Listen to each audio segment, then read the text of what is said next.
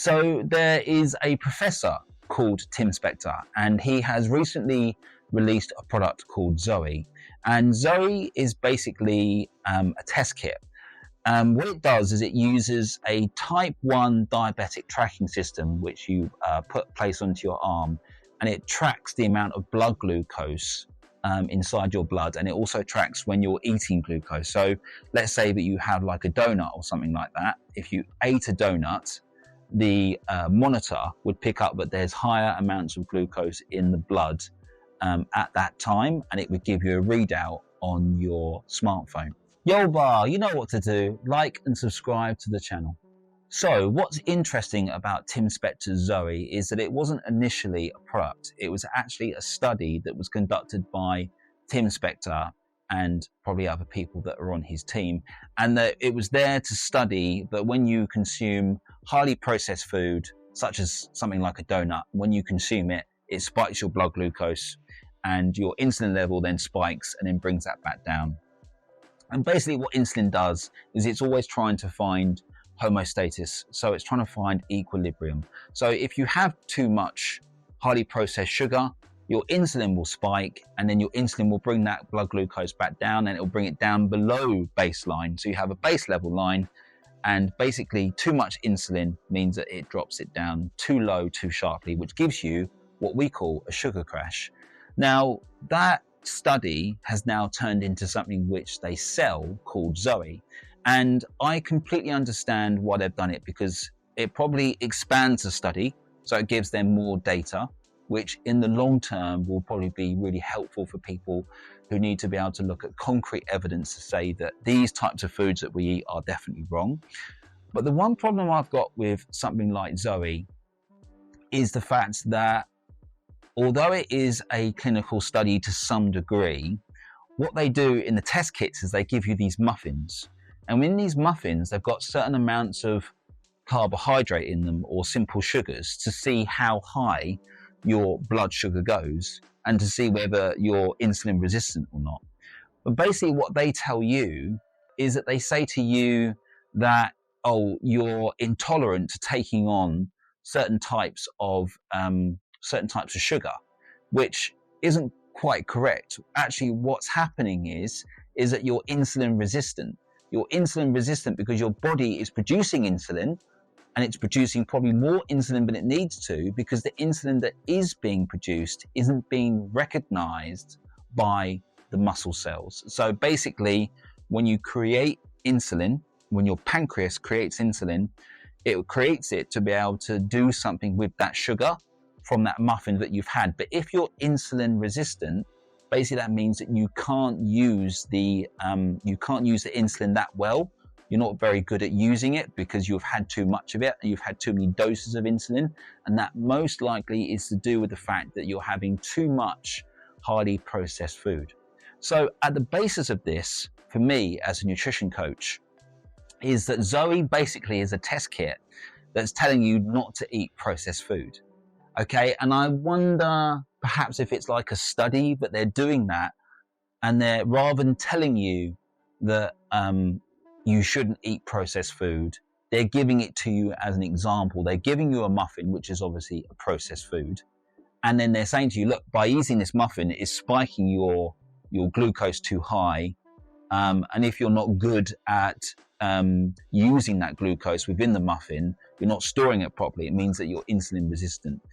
What I feel is that they should tell you this. I feel that they should be completely outright honest with you and say that by taking this test, it basically means that your body isn't using its hormones properly at its base. At its basic level, your body isn't using its hormones properly, probably because you consume too much highly processed food. And I think that's as simple as it needs to be, because what they then do is they then create you like a personal dietary plan, or they give you suggestions to say that you should eat more fruit, or you should eat more vegetables, or you should maybe consume more protein. Which gets me on to another thing with Tim Spector. The other thing with Tim Spector is what does annoy me is that he doesn't necessarily always think about the overall picture. When you read these studies, that have been done on diet, a lot of them are for global consumption. What do I mean by that? Well, when a study takes place, first of all, it takes a lot of money to be able to do a food study, like a really honest and open-hearted food study, a look at a certain type of food, like how much fat do we need, how much protein do we need, how much carbohydrate do we need, how much processed food can we consume without being too unhealthy. We like to do studies on that in science. And that's all fantastic. But what those studies do is they're basically looking at the overall. So they're looking at the overall population of people. They're not necessarily looking at the one individual. Now, you who's watching this video from me is thinking to yourself, well, I'm not that concerned about what's going on with the overall population. That's interesting factual information. That's information that I might need to consider. You know what to do, guys. Comment below and I will get back to you. You want to worry about your food intake and you also want to worry about your weight loss, and I completely understand that. With Tim Spector, one of his statements that he comes out with is that you don't actually need to eat that much protein. He kind of considers that 0.8 grams of protein per kilo of body weight is enough, which I completely disagree with. And the reason that I disagree with that is because, one, it's probably not enough protein anyway. 0.8 grams of protein per kilo of body weight is actually undercutting the amount that you really need. Now, okay, if you're someone who sits at a desk all day, you're stagnant all day and you don't do very much, and you don't expend very much energy other than just working and maybe some social time, such as being social with your family and things like that, you're not a great exerciser, you're not someone who does a lot of exercise, then if you had a lower amount of protein per day, that would probably be okay because you're not doing that much. But if you're someone who is quite fit, or you're someone who does do a lot of exercise, even if you are carrying too much weight, but you're someone who really enjoys exercise, or you enjoy going to the gym, you enjoy outdoor activities, whether it's sports or whether it's leisure activities, you will need to be able to consume more protein. So therefore, when I'm training my clients, what I like to say to them is, do make sure that you get enough protein in. Now, I'm not going to sit here and tell you how much protein to have, because it's a recommendation, and actually everyone is different. Everyone has different requirements of protein, and that's what makes dieting so difficult. But I would suggest taking up more than 0.8 grams of protein per kilo. I'd probably more favor 0.8 grams of protein per 1 pound or 1.5 pounds of body weight, rather than working in kilos, because I just think that by undercutting protein so much, you're going to hinder the potential for you to grow more muscle tissue. And this is also what's interesting. When you grow more muscle tissue, you have an ability to store more glucose or glycogen. So glycogen are basically cluster forms of glucose. So your body can store more glycogen, which means that you can consume just that little bit more carbohydrate if you have more muscle tissue. Well, muscle tissue is supported by protein, which are branch chain amino acids. So just by consuming a little bit more protein in your diet, I do believe is going to help you. Now, here's the real kicker on the complete opposite end of the scale, is that if you consume too much protein, okay, so let's say that you're someone who's having 300 grams of protein per day, what's going to happen is that your body can't store amino acids, okay? Amino acids are the molecules that make up protein. Your body can't store those whatsoever. The only thing that your body can do is store two types of energy, and that energy is glycogen, or which comes from glucose, but glycogen, which is basically sugar, which is inside the muscle tissue. And the second thing it can store is body fat. Now, we all know what body fat is because a lot of us carry, body fat around, but some of us carry more than others. And those people who carry more quite often want to try and lose it the best way that they can. But I always feel that it's important to teach the individual the real the real truth behind it. Rather than trying to sell a product or sell a course or even try and sell coaching, which is what I do, I think to be honest with people and to be open with people about actually what's going on with their body, even if they don't quite understand it completely, get a little bit more knowledge and a little bit more insight, and that's what they're really looking for. So when it comes to things such as eating more protein, I would say try to just have a little bit more natural sources of protein in your diet rather than trying to undercut. The other thing with this Tim Spector is that he's not necessarily a social media person. He's a scientist at heart, and I completely respect that. And I respect, like I've read his book, which is called Spoon-Fed, and it's a really good book. But again, there's another little slight problem even with not necessarily his book, but the things that he says. If you haven't done already, guys, hit that little like button below and subscribe to the channel. So at the moment in the fitness industry and also in the science industry, there is this ongoing debate about the additive, the sweet additive, aspartame. So aspartame basically is found in most diet drinks. It's prevalent in a lot of them. And James Smith has actually done a really fantastic video on aspartame, and I completely agree with what he says. But the overall findings is that someone like Tim Spector has got a problem with things like additives inside drinks. And I do understand where he's coming from. But in the research that I've done, when I've looked at aspartame, there are two things that stick out.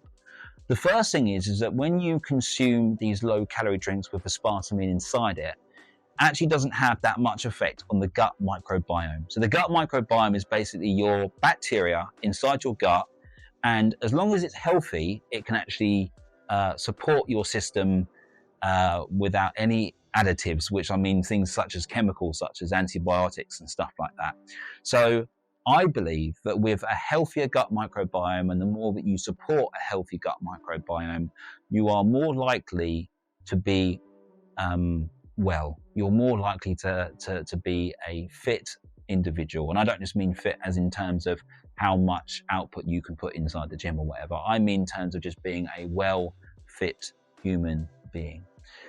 So when you're looking at aspartame, it hits the gut microbiome. And from the studies that I have seen, and I'm not a guru on aspartame, but from the studies that I have seen, the gut microbiome doesn't really know what to do with it. So basically, you get this chemical inside your body, which, okay, has been man-made and is manufactured, and I completely understand all of that.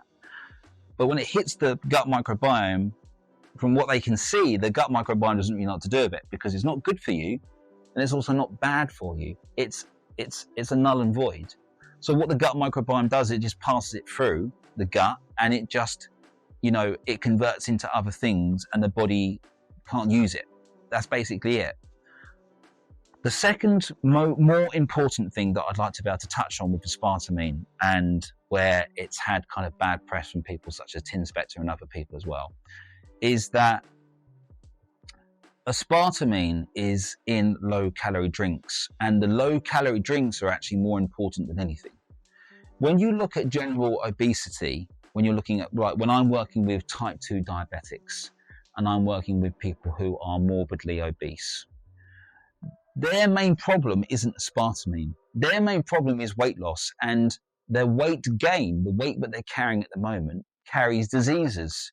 It carries diseases such as type 2 diabetes, which is what I specialize in, but it also carries things such as malnutrition and muscle wastage. So they have actually, although they're quite big people in terms of they're quite large people, you think they'd be quite strong, but actually they tend to be quite weak.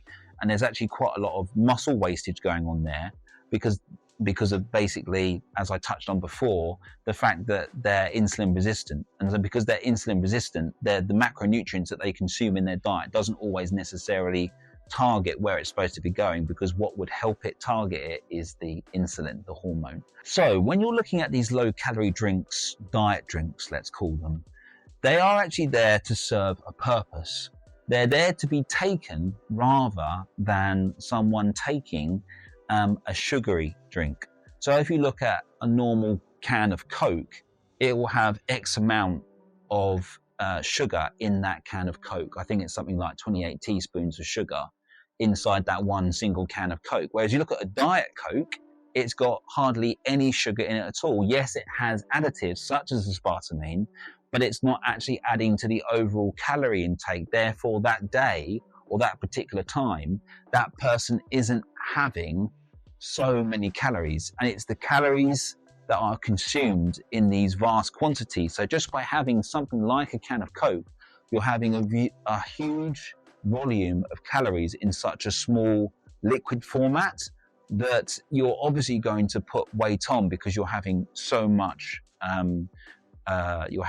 sugar, and that sugar's not even really being broken down. It's actually being absorbed by the stomach rather than actually being absorbed lower down in the digestive tract. So you're consuming huge volumes of calorie, which is then adding to your overall weight. Your overall weight is then going to be your biggest health concern. Your biggest health concern is going to be your obesity, okay? In the overall picture of things, in time, okay, and time is always a big factor in everything when it comes to weight loss, but in time, I'm sure that they might come up and say, actually, aspartame isn't that great for you, and these are the reasons why.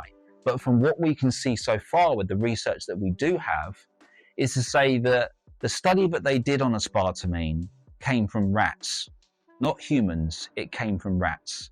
And the amount of aspartame that the rats were consuming were vast quantities of aspartame, which we wouldn't even be able to consume per day, even if we tried. And if we did try, we'd probably be seriously ill, and so we wouldn't continue doing that. And that's why aspartame has got such a bad press, is it has come from a study that was done, but then a small piece of that study has been taken out, and it's been manifested into something which it kind of isn't that important. When you're looking at things such as diet drinks, you're not necessarily picking on the good guy, but you're picking on something which is kind of irrelevant to the overall big picture. The overall big picture is that if you are obese, if you are type 2 diabetic, if you're someone who's got too much visceral fat inside too much organ fat inside your body, you are seriously unwell, and you are someone who is much more likely to develop cancer,